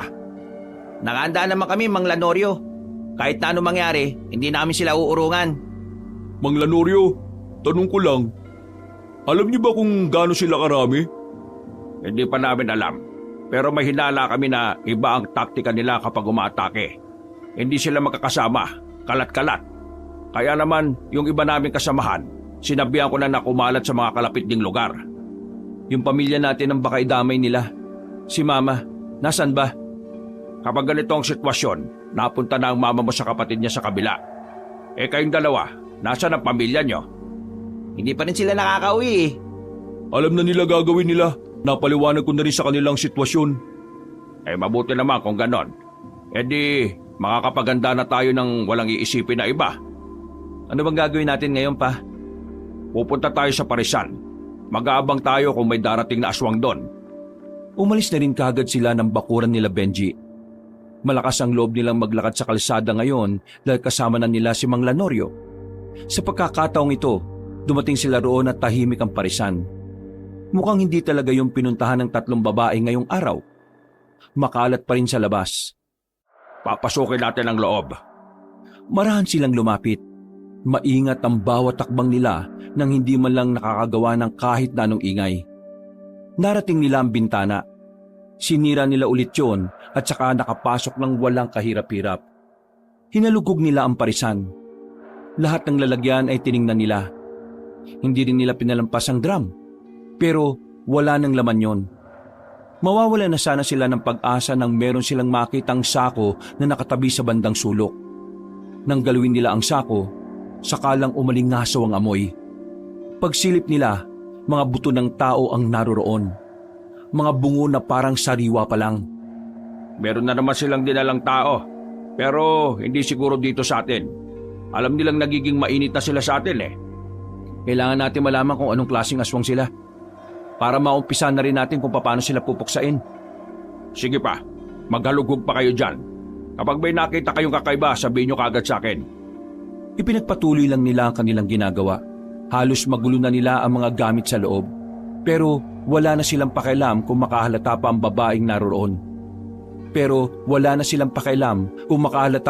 babaeng naroroon. Wala silang nakitang kung ano. Talagang nilimas nila Marie ang mga ebidensya na maaaring makuha. Kaya ang ginawa na lamang ni Mang Lanorio, nilagyan niya ng malakas na pangontra ang parisan para hindi na to magamit pa. Palabas na sana sila ng parisan nang maramdaman nilang may dumating sa labas. Naalarma ang apat. Hindi nila alam kung papaano sila makakalabas nang hindi sila nakikita ng mga aswang. Kaya naman, kanya-kanya na silang tago. Ilang sandali lang, agad nang nagbukas ang pintuan. Pagpasok pa lang ni Marie, bigla na itong napalabas agad. May pumasok na naman dito. Galit ang tinig ng babae. Narinig na lang din nilang may dalawa pang babae na umangil. Sinensya naman ni Mang Lanorio ang 3 binata na maghanda. Dahil sa mga sandaling yon, inaasahan na talaga nilang mapapalaban sila. Umalis na tayo dito. Hindi na natin mapapakinabangan ng parisan na ito. Narinig na lang din nilang parang may pumagaspas na pakpak. Pagsilip nila sa labas ay wala na ring naroon. Nakahingaan na maluwag sila Benji. Hindi naman na nila sinayang ang oras para makaalis na rin. Mula nang lagyan nila ng pangontra ang parisan na yon, wala na ring naging operasyon ng parisan nila Marie. Maraming kalalakihan ng lalungkot dahil hindi na nila nakikita ang 3 magagandang babae. Buong akala nila ay hindi na magpapatuloy ang parisan na yon. Pero nagulat na lamang sila nang malaman na hindi lang pala ang parisan nila Marie ang meron. Sa impormasyong nakaabot sa kanila, meron din parisan sila Marie sa iba't ibang parte ng kanilang probinsya. Karamihan matatagpuan talaga sa kagubatan ng mga parisan nila. 4 na araw pa lang ang nakalipas, pero napakarami nang nangyari. Lalong kumalat ang usap-usapan na nangunguha na naman ng mga tao ang mga aswang. Hindi na sa kanilang lugar, pero talamak yon sa ibang mga barangay. Dahil dito, nakataas na ang pagiging alerto ng mga albularyo sa iba't ibang samahan. Ano ngayon ang gagawin nyo? Napalayas nyo nga rito sa atin. Nasa ibang mga lugar pala lumipat. Ano pa ba? E di tutugisin namin ang mga hinayupak na yon. Sige, mag-iingat kayo. O ikaw Benji, alalayan mo tong papa mo. Matanda na to. Baka mamaya rayumahin habang nakikipaglaban to. Anong akala mo sa akin, Gurang? Matanda ka naman na talaga Ano bang akala mo sa sarili mo? Ay nako, yan na naman kayo sa edad nyo. Mamaya na nga yan. Nag-iisip kami kung anong gagawin. Oy sige, bahala na kayo sa mga buhay ninyo. Pupunta na ako sa kapatid ko at may gagawin kami. Naglakad na palabas sa matandang babae at dala pa nito ang ilang gulay na nakalagay sa malaking plastik. Bumuntong hininga na lamang din si Benji. Kahit hindi man siya dapat ang problemado, sumasakit na rin ang ulo niya. Magsasalita pa sana si Benji nung gabing yon nang biglang dumating si Almar. Humahangos na pumasok ng kanilang bakuran ng binata. Hingal na hingal at kitang-kita nila ang pagkabahala sa mukha nito. Yung ano? Yung ano? Yung ano nga kasi? Para ka naman timang kumalma ka nga. Ano ba yun? Yung mga aswang. Meron na naman silang kinuha. Sa tapat pa mismo ng bahay namin. 3. Kailangan natin silang iligtas. Dinampot na agad nila ang kanilang mga sandata. Mabilis silang tumakbo patungo sa harapan ng bahay nila Almar. Sinuri na muna ni Mang Lanorio ang paligid. Nakita niya ang laway ng mga aswang na nasa sahig. Dahil dito, nalaman ni Mang Lanorio na mga tik-tik ang mga nangunguha ng mga tao. Madali lang malaman kung saan pumunta ang mga tik-tik na yon. Samahan niyo ako. May inilabas na kung anong botelya matanda. Yun ang ginamit ni Mang Lanorio para alamin kung saan dumaan ang mga tik-tik. Sa kakalakad nila ay nakapasok na rin sila sa masukal na kagubatan. Hindi sila nakapagdala ng kahit na anong ilaw kaya hirap sila sa kanilang dinaraanan. Ilang beses na silang sumasabit sa mga nakaharang na sanga pero hindi nila yun iniinda. Pa, sigurado ka bang dito sila dumaan? Parang shhh, Huwag ka maingay. Nang marinig na nila ang nagsisigawan ng mga tao, dito na nila mas binilisan ang paglapit sa mga yun. Naabutan nila ang 4 na aswang na pilit kinakaladkad ng 3 tao. Nagulat ang mga aswang at napatigil sa kanilang ginagawa. Paisasahog na naman sana kayo sa parisan ninyo, ano? Pwes, nandito ako para pigilan kayo. Pa, kasama mo kami! Nandito pala kami. Hindi tumugon sa kanila ang 3 aswang. Binitiwan ng mga yun ng 3 tao. Kung maliwanag lang, makikita nila ang nanlilisik na mga mata ng mga ito. Pero tanging ang mabangis lang na pag-angin ng mga ito ang malinaw para kina Benji. Hindi nagtagal, lumusob ang mga yon. Naging 1 versus 1 ang kanilang labanan. Sa unang sagupaan, napangiti si Mang Lanorio dahil nakikita niyang nagagamit ng 3 binata ang mga naituro nila. Kaya naman, naging kampante na rin ang matandang si Lanorio na kakayanin nila Benji ang mga aswang. Akala nyo hindi kami handa, ah? Yun ang akala nyo. Walang yung mukha yan. Kahit madilim, alam mong pangit eh. Akala mo, pinaglisa sa mga ng loob. Nang muling umatake ang mga aswang ay nagawa nilang makadepensa. Hindi makatama ang mga nilalang. Organisado ang galaw ng 3. Kalkulado rin nila ang paglapit ng mga yon. At kahit na may kadiliman, malakas din naman ang kanilang pakiramdam. Tinamaan ni Benji ang isang aswang sa leeg. Tagas agad ang dugo mula rito. Nang dahil doon, napatigil na muna ang mga aswang. Para bang bigla na lamang nabahala ang mga yon. Sabihin nyo sa boss nyo, tutugisin namin kayo lahat. Gigil na umalis na lamang ang 4 na aswang, habang ang 3 biyag naman na tao ay agad ring tumakbo palayo. Dapat hindi na natin sila pinatakas eh. Makakapaganda pa sila eh. Tama na rin ang ginawa ni Mang Lanorio. Para na rin maalarma ang mga aswang. Mababahala sila kaya matitigil muna malamang ang mga parisan nila. Sang-ayon ako dun. Gusto ko pa sanang maglibot-libot pero hindi tayo pwedeng lumakad ng tayo lang. Kaya babalik na muna tayo. Ang malaga naman nailigtas natin yung 3 tao. Nakabalik sila sa kanilang baryo. Gising na gising naman ang mga tao nang ibalita ng 3 nakaligtas ang nangyari. Kinabukasan, naging kilala ang pangalan nila Mang Lanorio at kahit madilim, nakilala pala sila ng mga tinulungan nila. Dahil doon, marami na ang umasa sa kanila at natuwa. Hindi sanay si Benji na kapag lumalabas siya, binabati siya ng mga taong hindi naman siya pinapansin noon. Habang nag-aalmusal, hindi maiwasang maging masigla ng 3 binata. Ganito pala ang pakiramdam pag pinupuri, no? Pakiramdam nila, tayong tagapagligtas nila eh. Andyan talaga. Kaya dapat mas mabuhayan pa tayo ng loob. Dahil meron ng mga taong umaasa sa atin. Pagkatapos yung mag-almusal, dadaan tayo sa kampo. Kukuha tayo ng mga bagong sandata natin. Hindi pa rin ako makapaniwala na nangyayari ang lahat ng ito. Sa pagkakaalala ko, basketball lang ang alam nating gawin noon eh. Mas ayos nga itong ganito. At least, naiba naman ang trip natin. Sabi nga sa akin ni Mama, nagkaroon na rin daw ako ng silbi. Masaya ako dahil sa mga sinasabi ninyo.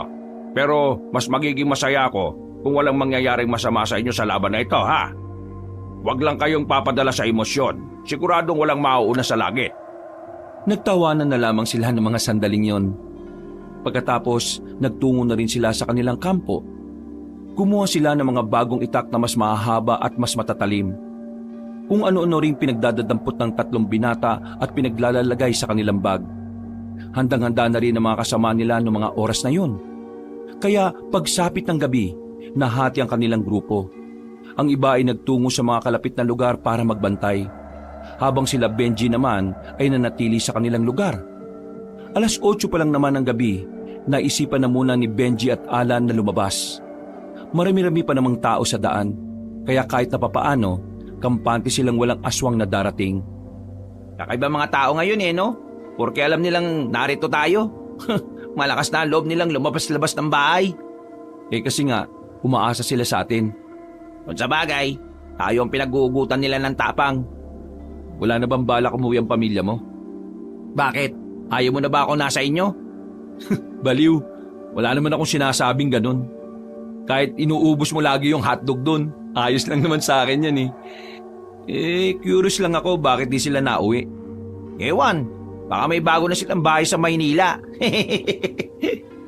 Malapit na sila sa kanilang patutunguhan nang bigla nilang nakita si Marie sa gilid. Nakatayo ito na para bang walang nangyari. Kasama nito si Luna. Agad silang tiningnan ni Luna pero yumuko lang si Benji. Uy, namiss namin kayo. Pasensya na't di na kami nakapagtinda. May nangyari lang kasi sa parisan eh. May mga nakapasok na naman kasi. Saan na kayo? Eto, ayos lang naman. Anong pinagkakabalan niyo bukod sa humawak ng bola? Pinagkakaabalahan? Eh di, humawak ng sandata. Patingin nga ng sandata kung malaki. Ha? Sandaling tumingin si Benji sa babae. Patid niyang inaakit lamang siya nito kaya natawa na lang siya. Hindi na kasi siya madadala sa pagiging malambing at pagiging wild ng mga babaeng yon. Nakatatak na sa kanyang isipan na aswang ang magkakapatid. Benji, meron lang sana akong gustong ipakiusap. Ano yon? Huwag na kayong makialam. Makialam saan? Alam mo kung anong sinasabi ko. Meron din akong gustong ipakiusap. Ano yon? Tigilan niyo ng ginagawa niyo kasi mamamatay lang kayo. Sumilay ang nakakalokong ngiti sa mukha ng dalaga. Pati na rin ang babaeng si Luna ay nakangiti na rin. Pagtingin ni Benji kay Alan, nakatulala na lang ito. Parang wala na naman ito sa sarili. Napagtanto ni Benji na nasa ilalim na ng hipnotismo ang lalaki. Anong ginawa mo sa kanya? Si Luna ang biyasa pagdating sa paggamit ng hipnotismo sa aming tatlo. Good luck na lang sa kaibigan mo kung makabalik pa siya sa dati. Dahil mula ngayon, tauhan na namin siya. Uy! Alan! Naalarma na si Benji noong mga sandaling nakita niyang tila wala na sa sarili ang kaibigan niya. Lumapit ito kay Luna, pero nagulat na lamang sila nang biglang sakalin ni Alan si Luna. Ano nga akala mo sa akin, tanga? Hindi mo na magagawa sa akin ang ginawa mo noon, no? Malakas na inalis ni Luna ang kamay ni Alan. Napatras ang dalawang babae, habang si Alan naman ay patawa-tawa na lamang. Paano nangyaring nakawala ka kagad sa hipnotismo ni Luna? Nakawala? Bakit naman ako makakawala? Eh hindi naman niya ako nahuli una pa lang. Feeling cool na naman to. Ano bang sinasabi mo? Ang sabi ni Mang Lanorio, ako lang daw ang hinihipnotize nito dahil sa ating tatlo ni Almar. Ako lang ang mahina utak. Ako madaling kontrolin. Masakit pero totoo.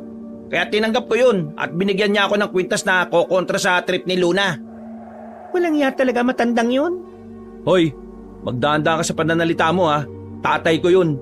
Palibhasa, mukha kang walang tatay eh. Magbabago na sana ng anyo ang dalawang babae pero hindi nila nagawa dahil marami pa ring tao. Kaya naman naisipan na lamang ng dalawa na tumakas. Pero hinawakan bigla ni Benji sa kamay si Marie. Mahigpit ang pagkakahawak niya kaya hindi ito agad umalis. Bitiwan mo ko. Hindi kita mahal. Anong pinagsasabi mo? Napatingin ang mga tao sa kanila. Nagmukha tuloy silang nananakit ng babae noong mga sandaling yon. Kaya naman hindi na natiis ni Benji na ipaalam din sa mga tao ang tunay na kulay ng dalawang babaeng yon. Etong dalawang ito! Sila ang dalawang babae na nasa bagong parisan. Mga aswang sila! Malakas na inalis ni Marie ang kamay ni Benji. Kaya ang hinawakan na lamang ni Benji ay ang damit nito. Sa pagpupumiglas ng babae, nasira ang damit at ang tanging suot na lamang ni Marie ay ang bra at panty nito. Napanganga si Benji. Maging siya ay natigilan din at hindi alam ang gagawin. Nakatulala siya kay Marie. Kaya naman sinampal siya ni Alan para matauhan. Hindi nga ako nahipnotismo ni Luna. Nahipnotismo ka naman ng dibdib. Nakalis na ang dalawang babae dahil doon. Nakaramdam ng inis si Benji noong mga sandaling yon. Hindi niya rin kasi inaasahan na gano'n ang mangyayari. Alam ko na ang pwede maging kahinaan natin. Ano? Ang mga katawan nila. Ikaw lang. Damay mo pa kami. Tara na. Kailangan malaman to ng papa mo. Hindi na sila tumuloy sa kanilang pupuntahan. Agad naman silang umuwi at binalita kina Mang Lanorio ang nangyari. Gigil na gigil si Benji na habulin ng dalawa noong mga sandaling yon. Pero sabi ni Mang Lanorio ay maaring bitag lang ang ginawa ni Marie at Luna. Kaya nagdesisyon silang manatili na muna sa kanilang kinalalagyan. Kailangan nating sanayin ang mga sarili nyo sa mga hindi inaasahang pagkakataon. Kagaya na lang po ng alin. Naglatag si Mang Lanorio ng maraming magasin. Larawan nyo ng mga babaeng walang saplot kahit isa. Para saan to pa? Dahil sa kinuwento nyong nangyari ngayon, masasabi kong tama ka, Benji. Yan ang magiging kahinaan ninyo. Tingnan nyo mga magasin na yan hanggang kinabukasan ng umaga. Walang matutulog, walang magsasarili. Kailangan nyo masanay. Kapag naintindihan nyo na ang katawan ng isang babae ay hindi material na pagpapantasyahan, kundi isang sining na likha ng Diyos. Doon nyo na maiwasan ng tukso sa oras na ipakita ng mga babaeng yun ang katawan nila. Bakit nyo ito kailangan gawin? Dahil kayo ang magiging alalay ko sa laban. Kapag kayo nawala sa tabi ko, mahirapan akong asikasuhin kayo. Maabala rin ako. Ang gagandang babae nito ah. Siguradong mahirapan si Benji at Almar. Uy, kapal ng mukha mo. Sino kaya itong nahuli ng nanay na may larawan ng bolster sa notebook? Hindi ako yun oh. Pinsan ko yun. Ikaw yun. Alam mo, hindi ko alam ha. O sige na, tama na yan. Intindi natin itong pinagagawa ni Papa. Kailangan natin magseryoso. Isipin nyo na lang na tumitingin lang kayo sa isang obra maestra na hindi nyo pwedeng bastusin dahil ang lumikha ng mga yan ang Diyos. Tumangon na lamang si Benji. Pumasok na rin sila sa loob. Nauna nang nakatulog si Mang Lanorio. Habang ang tatlong lalaki gising pa rin sa silid ni Benji. Abalang-abala silang tinitingnan ng mga hubot-hubad na larawan sa magasin. Nasa isang pahina pa lang si Benji, pero pinagpapawisan na siya. Ganon din ang lalaking si Almar. Habang si Alan naman, parang normal na lang sa kanya ang mga bagay na yon. Hanip si Alan ha. Parang hindi man lang tinatablan. Ganyan siguro talaga kapag dati ng kolektor ng ganyang magasin, no? Kapal na mukha mo. Sadyang mahilig lang ako sa art na nilikha ng Diyos. Lukuhin mo, lelang mo. Wala ka maluloko dito, no? Pwede ba manahimik na muna kayo? Nako-concentrate yung tao eh. Nakipit balikat na lamang ang dalawa, habang si Benji naman ay pinagpatuloy na lang din ang ginagawa. Hindi pa rin maalis-alis sa isipan niya ang senaryo nila ni Marie. Sa buong buhay niya kasi, yun ang unang pagkakataon na nangyari yun sa kanya. Nakakakita na rin naman siya ng babaeng nakabra sa ilog, pero iba ang dating sa kanya ni Marie. Mas nangibabaw sa kanya ang kanyang pagnanasa kaysa sa ideyang kailangan niya itong paslangin dahil ito'y isang aswang.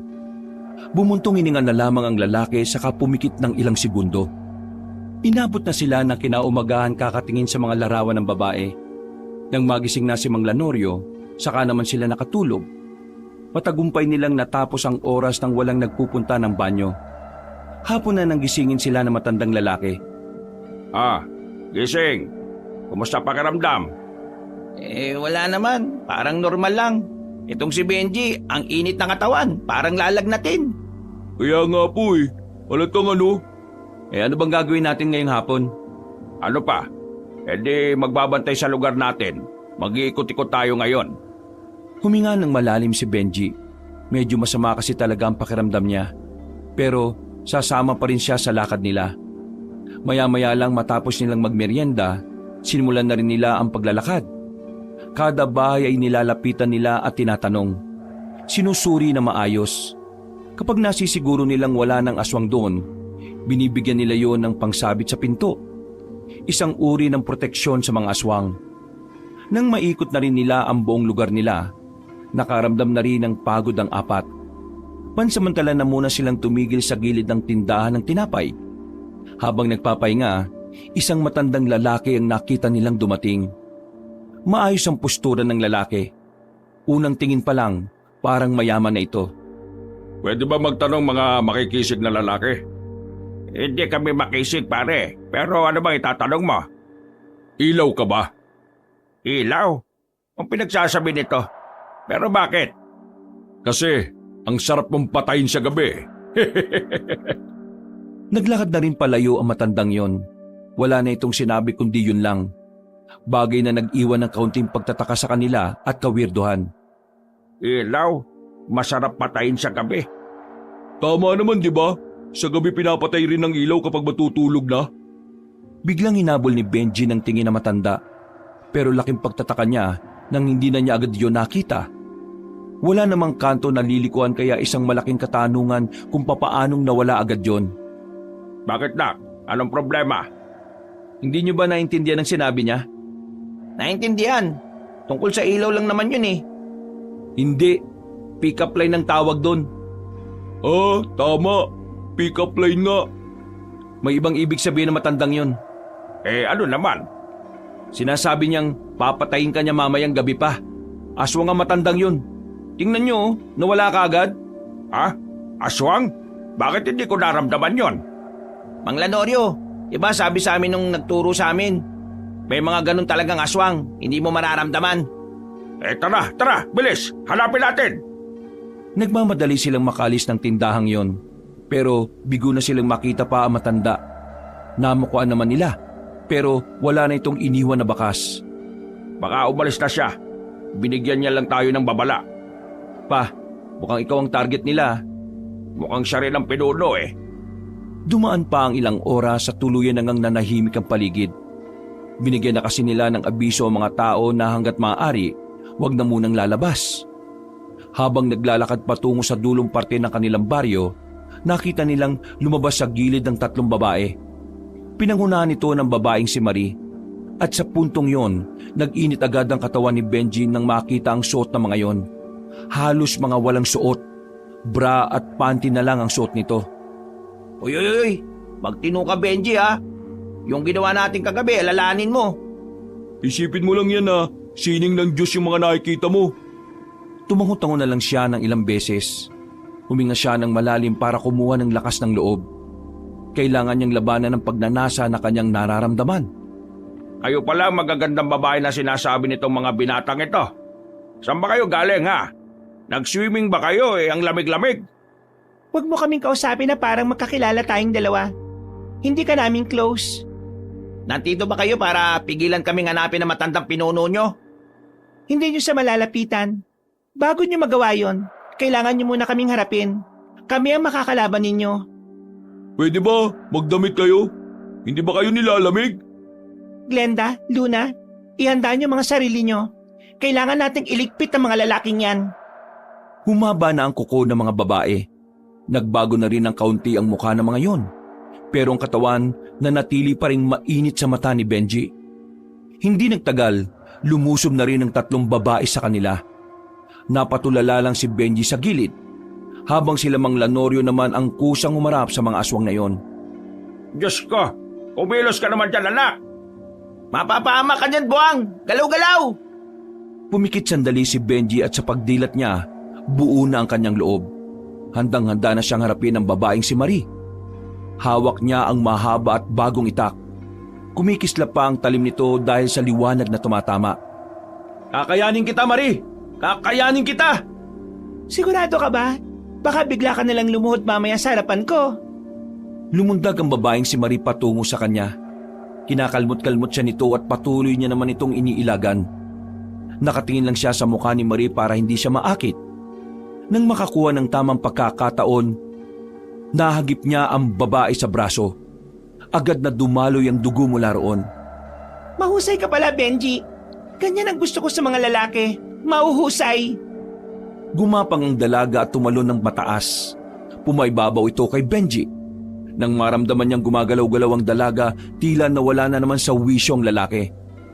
Eto lang pala ang katapat mo eh. Akmang kakalmutin na ito ni Marie pero biglang nakalapit si Mang Lanorio. Sinipa niya ng malakas ang dalaga kaya tumalsik ito. Hinila naman agad ng matandang lalaki ang kanyang anak. Anak, kailangan mo na matinding focus. Kung hindi, ikaw ang matatalo niyan. Tumango na lamang si Benji. Huminga siya ulit ng malalim. At hindi na niya hinintay pang lumapit sa kanya ang babae. Dali-dali na niyang inatake si Marie. Makilang ulit na niyang hinagupit yun. Nagulat ang dalaga dahil tila mas lalong gumaling na ang lalaking si Benji. Nang makakuha pa ng tiyempo, tinaga ni Benji ang babae at tinamaan naman yun sa balikat. Noong mga sandaling yun, pakiramdam ni Benji ay matatalo na niya ang babae. Pero nagkamali pala siya ng hinala. Nagulat silang lahat, lalo na si Benji, nang alisin na ng dalaga ang bra nito. Dahil dito, parang masisiraan na ng ulo ang binatang si Benji. Tuluyan na itong nawala sa wisyo. Sinamantala na yon ng babaeng si Marie. Kinalmot niya si Benji. Kahit nakailag siya ng bahagya, naramdaman niya pa rin ang hapdi. Bakit? Hindi mo ba ito nagugustuhan? Pambira si Benji. Parang nabubuang na. Nilapitan agad ni Mang Lanorio ang kanyang anak. Sinampal niya ito ng malakas ng 3 beses. Sa lakas ng sampal, dumugo pa ang labi. Maging si Marie ay hindi niya rin inaasahan yon. Magising ka sa katotohanan. Mamamatay kang walang naitutulong. Natauhan na naman si Benji. Nakaramdam ng galit ang binata. Inis na inis siya nang lumapit siya kay Marie. Sa puntong ito, wala nang pakialam si Benji. Kahit ingudgud pa siya sa dibdib nito dahil sa wakas nakuha na rin niya ang tamang focus. Tinamaan niya sa tagiliran si Marie, habang si Glenda at Luna naman nagiging tagilid na rin sa laban na yon. Kaunti na lang, todas tama ka ito. Tara na, tapusin na natin ang mga hubaderang ito. Pumorma na silang apat. Nang sila naman ang lumusob, si Marie lang ang nakailag, habang ang dalawang babaeng si Glenda at Luna natuluyan na sila ng dalawa. Galit na galit si Marie sa mga sandaling yon, pero wala itong magawa kundi ang umalis na lamang at magsumbong. Napatay man nila ang dalawang babaeng aswang, hindi pa rin sila pwedeng makampante dahil hanggat nabubuhay si Marie at ang matandang hinahanap nila, hindi pa rin mapayapa ang kanilang isipan at ang kanilang lugar. Kinuha nila ang bangkay ng dalawang babaeng aswang at tinatid sa barangay. Sa mismong gabi din na yon, lumabas ang mga tao para saksihan ang pagsunog ng katawan ng dalawang aswang.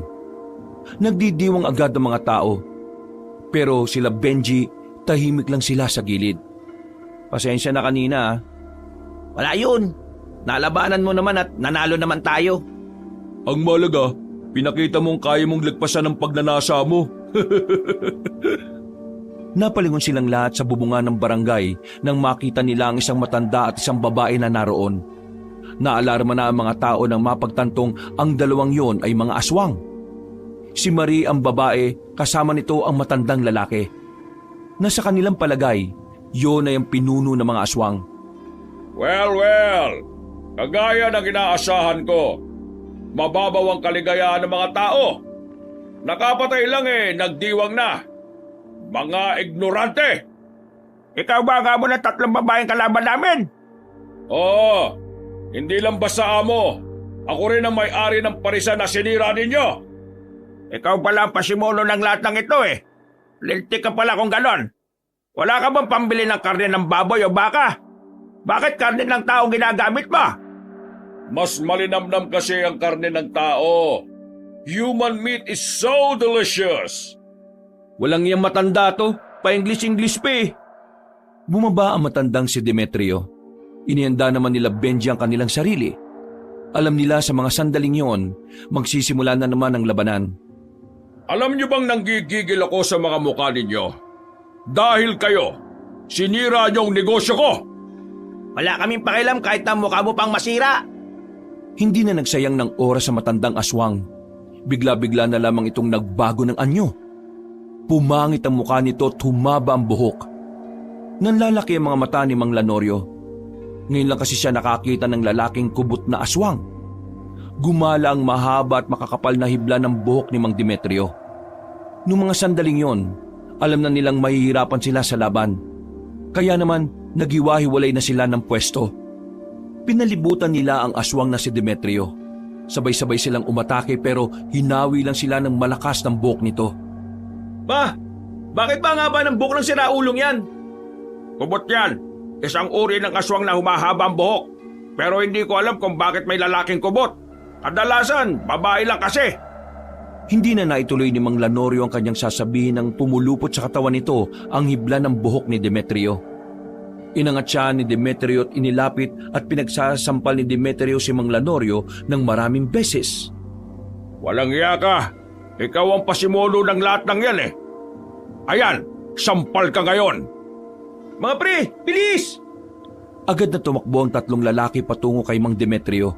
At sa pagkakataong yon, nagawa na nilang patamaan ang matandang aswang.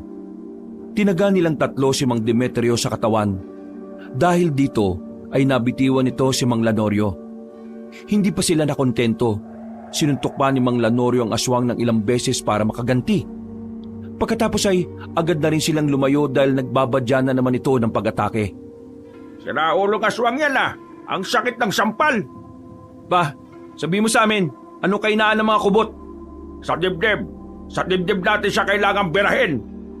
Hindi pa sila tapos mag-usap ay agad nang gumala ang buhok ng kanilang kalaban. Nagtakbuhan na muna sila para hindi sila mapuluputan. Nang makarating na sila sa gilid ng mga kabahayan, pansamantala silang nakapagpahinga. Nakita nila ang buhok na parang may sariling isip na umaharap sa kanila. Kapag nagkaroon tayo ng pagkakataon, putulin natin ang buhok. Mababaliw yan kapag naputol ang buhok niya dahil mahalaga yun sa mga kubot. Kakatingin nila sa labas, hindi na nila nabantayan na nasa likuran na pala nila ang buhok. Hinila si Alan palabas at si Almar. Samantalang nakailag naman si Mang Lanorio at si Benji. Hindi nyo na ako matatakasan! Papalagpasan na sila nang biglang mablot na rin ang kanilang paa. Pare-pareho na silang bihag ni Demetrio sa mga sandaling yon. Mari, halika! Di ba galit ka sa kanila? Ikaw ang tumapos sa kanila. Pero bago yon, bigyan na muna natin sila ng pagkakataon para makapagpaalam sa mundong ito! Sinabi ko naman sa inyong wala kayong panama sa pinuno namin, di ba? Ngayon, sisihin nyo na lang ang mga sarili nyo dahil mamamatay kayong walang magagawa. Marie, itigil nyo na to! Bakit naman namin gagawin yon? Nagninegosyo lang kami. Pwede naman kayo magnegosyo nang hindi dinadamay ang mga tao eh. Mali ang ginagawa nyo. Kaya nakikiusap ako sa inyong itigil nyo na to. Bigla ka yatang bumait ngayon, Benji. Nasaan na ang tapang mo kanina? Pre, wala kang mapapala sa pakikipag-usap dyan. Sira ulo na mga yan. Ikaw, matandang aswang, anong pangalan mo? Kanino ko pa hinihintay na tanungin niyo ang pangalan ko? Sa wakas, may pagkakataon na rin ako magpakilala na maayos. Ako nga pala si Demetrio Loresca, ang pinakamayamang aswang sa balat ng lupa. Pero dahil sa mga kutong lupa na kagaya nyo, nabawasan ang yaman ko. Kaya naman Mari, paslangin mo na mga yan bago pa ako mainis. Masusunod, mahal na pinuno. Sandali lang. May gusto lang ako sabihin. Aba, mukhang mamamaalam ka na. Sige, magsalita ka. Meron kang 10 segundo. Nagkakamali kayo ng akala na ito na ang katapusan namin. Alam niyo bang meron akong misis na hindi ka manunugis pero dati namang Amazona nung kabataan niya pa? Si Mama? Amazona? Manahimik na kayo. Hindi na ako natutuwa sa inyo. Tatagay na sana ni Marie si Mang Lanorio nang biglang may tumarak na palaso sa leeg ng dalaga. Nang makita nila si Aling Oryang sa gilid, may hawak-hawak na yung pana. Hindi pa nakontento matandang babae. Tinira pa nito ulit ng isang palaso ang babaeng si Marie. At sa pagkakataong yun naman, tinamaan na ang dalaga sa ulo. Dahilan para tuluyan na nga itong bumagsak. Sinunod naman ni Aling Oryang na pukulin ng palaso ang matandang si Demetrio. Tinamaan ang matandang aswang sa bandang balikat kaya nabitiwan nito ang mga bihag. Mambihirang mga siraulo ito. May hinang nila lang. Hindi nyo ba kaya ang isang yan? Matanda na yan. Mabuti na lang at dumating ka. Kung hindi, baka wala na kami. Ma, Amazona ka pala? Bakit ngayon ko lang nalaman to? Bakit? Nagtanong ka ba? O siya. Mamaya na ang usapan. Unahin na muna natin itong matandang aswang na ito. O ngayon, nag-reunion na kayo. Mas maganda yan para sabay-sabay ko na rin kayong mapapaslang. Muling gumalang mahahabang buhok ng aswang. Pero dahil tumaas ang kanilang moral, hindi na sila nababahala sa mga buhok na yon. Agad-agad nilang pinuputol ang mga hibla. Magaling ang ginawa nilang pag-atake kaya hindi agad nakapaganda si Demetrio. Ilag lang ng ilag ang matandang aswang. Natatananta na ito at hindi alam ang gagawin. Sa puntong yon, napagtanto ni Benji na hindi naman pala talaga malakas ang aswang na yon. Parang ang hindi rin yun sanay sa pakikipaglaban. Halatang takot nang mawala na ang mahaba nitong buhok. Natatakot ka na ba, tanda?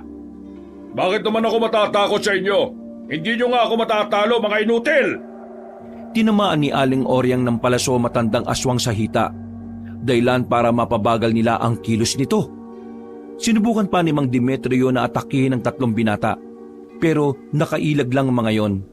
Sa halip, tinaga ni Benji ang aswang sa bandang tiyan. Sinundan naman yon ni Alan at Almar. Nang mapalod na ang aswang sa kanilang harapan, hindi na nagsayang ng pagkakataon si Mang Lanorio. Itinarak na niya ang itak sa dibdib ni Mang Demetrio. Paghugot niya, nakuha pang tumayo ng kanilang kalaban. Hindi ako pwedeng mamatay!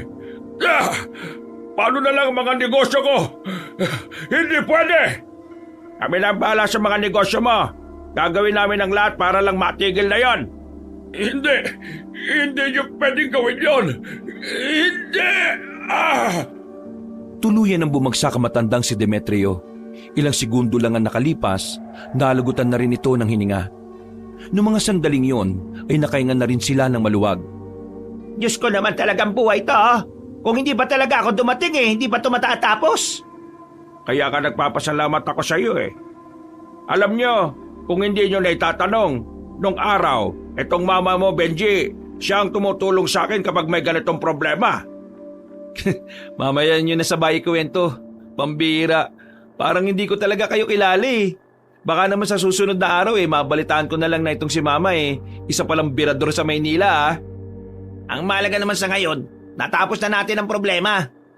Di ba may mga parisan pa sila? Anong gagawin natin doon? Kagaya ng sinabi ko kanina, iisa-isay natin ang mga yon at ipapasara. Ang ibang aswang naman na tauhan nila, hahanapin din natin. Madali na lang naman yon dahil mga pangkaraniwang aswang na lang yon. O kahit, wag na kayong sumama Ang mabuti pa umuwi na tayo. Ipapasunog na lang natin ang mga bangkay niyan sa mga tanod. Masaya silang umuwi ng mga sandaling yon.